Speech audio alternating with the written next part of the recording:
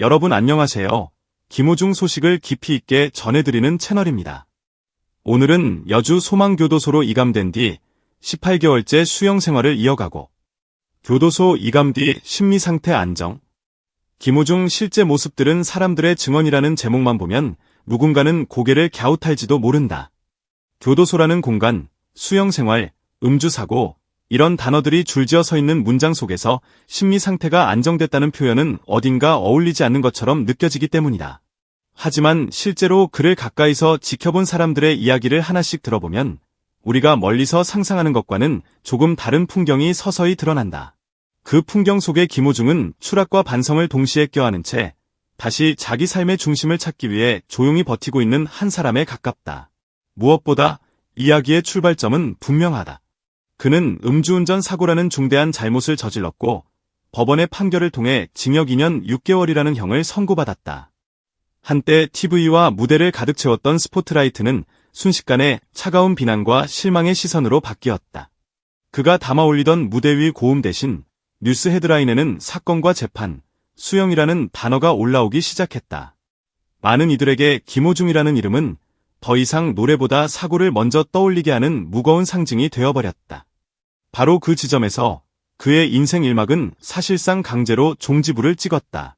올해 8월, 그는 서울구치소에서 국내 유일의 비영리 민영교도소인 여주 소망교도소로 이감됐다. 단순한 주소 이동이 아니었다. 수감자의 일상과 프로그램, 환경이 완전히 달라지는 새로운 국면이었다.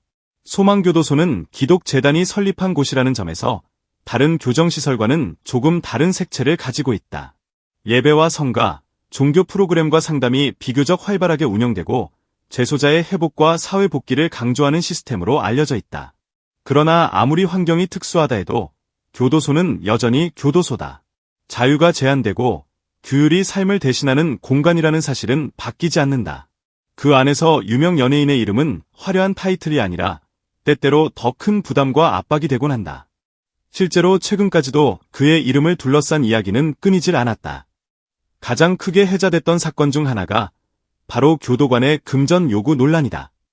한 교도관이 김호중 측의 편의를 봐주는 대가로 3천만 원을 요구했다는 사실이 알려지면서 마치 그가 또다시 어떤 특혜의 중심에 선 것처럼 보도되기도 했다. 그러나 교정당국의 조사 과정에서 드러난 내용은 조금 달랐다. 이 교도관은 누구의 지시나 사전 공모 없이 스스로의 판단으로 그런 요구를 했던 것으로 파악됐다. 실제로 이감 과정이나 수용 생활에 구체적인 도움을 준 사실도 없는 것으로 알려졌다.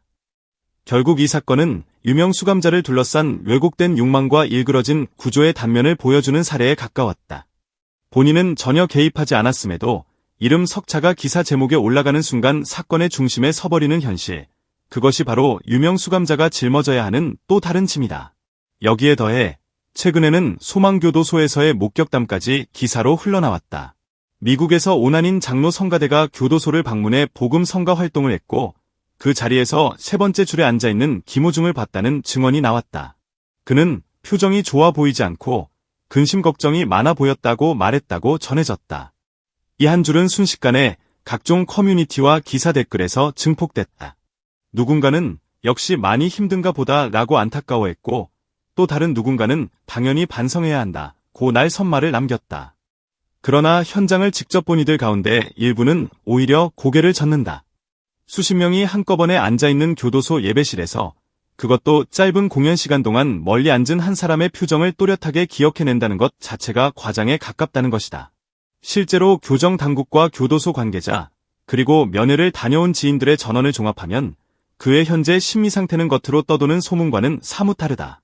측근들의 말을 빌리면 그는 이감 초반에는 누구보다 혼란스럽고 무너져 있었지만 시간이 갈수록 일상과 규칙에 적응하면서 점차 감정의 진폭이 안정되고 있다고 한다. 폭발적인 감정 기복 대신 하루 단위로 자신을 관리하는 태도가 자리 잡기 시작했다는 것이다. 특히 일정한 시간에 기상하고 정해진 프로그램에 참여하고 정해진 시간에 식사를 하고 또 정해진 시간에 운동이나 독서를 하는 반복된 루틴은 역설적으로 그의 마음을 다잡는 데 큰 역할을 하고 있는 것으로 전해진다. 연회실에서 그를 직접 마주한 몇몇 지인은 생각했던 것보다 훨씬 담담했다. 는 표현을 공통적으로 사용했다. 물론 웃음이 많던 예전 방송 속 모습과 완전히 같을 수는 없다. 하지만 눈빛이 완전히 무너져 있다거나 말조차 제대로 잊지 못할 정도로 불안해 보이는 상태와는 거리가 멀다는 것이다. 어떤 지인은 처음에는 서로 눈만 마주쳐도 가슴이 먹먹했는데 오히려 본인이 주변을 걱정하며 밖에서 너무 힘들어하지 말라고 말하는 걸 듣고 조금 안심했다고 전한다. 그 말 속에는 여전히 죄책감과 미안함이 짙게 배어 있었지만 동시에 수영 생활이라는 현실을 받아들이고 견뎌내려는 태도도 느껴졌다고 한다. 교도소 안팎을 오가는 사람들 사이에서 공통적으로 나오는 키워드는 생각이 많아졌다는 것이다. 전성기에는 스케줄이 그를 끌고 다녔다면 지금은 시간이 그를 멈춰 세우고 있다는 표현이 더 어울린다. 그는 하루하루 쌓이는 시간 속에서 그동안 자신이 몰고 다녔던 스포트라이트의 무게를 거꾸로 되짚는 중이라고 한다. 누구에게는 변명처럼 들릴지 모르지만 최소한 그를 직접 보고 온 이들의 입에서는 예전처럼 가볍게 웃고 떠드는 분위기는 아니다. 대신 말 한마디를 할 때마다 한 번 더 생각하고 내뱉는 느낌이라는 증언이 계속해서 흘러나온다. 이 와중에도 바깥 세상의 시선은 여전히 극단을 오간다. 연예인이라고 너무 봐주는 것 아니냐는 차가운 시선과 그래도 인간적으로 안타깝다는 동정이 같은 기사 댓글창에 뒤섞여 올라온다. 작은 근황 하나가 보도되면 순식간에 검색어 상위권에 이름이 오르고 확인되지 않은 이야기까지 카더라 형식으로 재생산된다. 한 장의 목격담, 한 줄의 증언, 한 번의 소문이 때로는 실제 그의 모습보다 더 큰 그림으로 사람들 머릿속에 덧칠된다. 이 과정에서 당사자의 실제 심리 상태는 아이러니컬하게도 가장 마지막에야 고려되는 요소가 된다. 하지만 교정 당국을 포함해 그와 직접 접촉하는 사람들의 이야기를 차분히 따라가다 보면 하나의 결론에 조금씩 가까워진다. 교도소 이감 뒤 그의 심리 상태는 극단적인 혼란보다는 안정된 긴장 상태에 가깝다는 것이다. 완전히 편안하고 걱정 없다는 의미의 안정이 아니라 자신이 저지른 잘못의 무게를 끊임없이 떠올리면서도 무너지지 않기 위해 애쓰는 균형점 위에 서 있다는 의미다. 이 균형을 유지하기 위해 그는 규칙적인 생활과 종교 활동, 자신을 돌아보는 시간을 놓치지 않으려 하고 있다. 소망교도소라는 특수한 환경이 제공하는 종교 프로그램과 성가, 상담이 적어도 지금의 그에게는 도피가 아니라 버팀목에 가깝게 작용하고 있다는 증언도 나온다. 특히 흥미로운 부분은 그가 대중의 시선에 대해 어떻게 생각하고 있는지에 관한 간접적인 이야기들이다.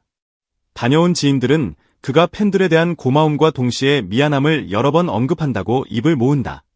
여전히 응원해주시는 분들이 있다고 들었다.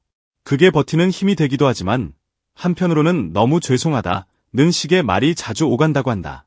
누군가는 이것을 이미지 관리라고 냉소적으로 볼지 모르지만 적어도 차가운 철문 안에서 매일 같은 풍경을 바라보는 사람의 입에서 나온 말이라는 사실만큼은 분명하다. 이 말들은 결국 그가 대중과 팬들 사이에 남겨놓은 상처를 인정하고 언젠가 그 상처와 마주할 날을 염두에 두고 있다는 방증이기도 하다. 또 하나 주목할 점은 교정 전문가들이 공통적으로 말하는 유명 수감자의 심리 구조다. 수용자들이 사회와의 연결감이 서서히 희미해지는 반면 유명인의 경우에는 오히려 바깥의 관심과 여론이 수용 생활 내내 그림자처럼 따라다닌다. 작은 소식 하나가 왜곡되거나 과장되어 전해질 수 있고 그때마다 그들은 다시 한번 자신의 이름이 인터넷 검색창과 기사 제목에 오른다는 사실을 자각하게 된다. 이 과정은 심한 불안이나 분열감을 낳을 수 있지만 반대로 반성의 끈을 놓지 못하게 만드는 요인이 되기도 한다. 지금의 김호중은 그 두 감정의 경계에서 어느 정도 균형을 찾은 상태에 가깝다는 후문이다. 필요 이상으로 흔들리지도 그렇다고 모든 것을 포기하고 무감각해지지도 않은 채 차갑지만 안정된 심리의 중간 지점을 버티고 있다는 것이다. 결국 지금 우리가 던져야 할 질문은 단순하다. 교도소 이감 뒤 심리 상태가 안정됐느냐 아니냐를 단순히 표정 한 번, 목격담 한 줄로 재단할 수 있을까? 그를 직접 본 사람들, 그와 대화를 나눈 이들의 증언을 찬찬히 들여다보면 그 답은 생각보다 명확하다. 그는 현실을 부정하지 않고 감정을 폭발시키기보다는 안으로 끌어안는 방식을 선택하고 있다. 매일 반복되는 수용 생활 속에서 자신을 관리하고 1.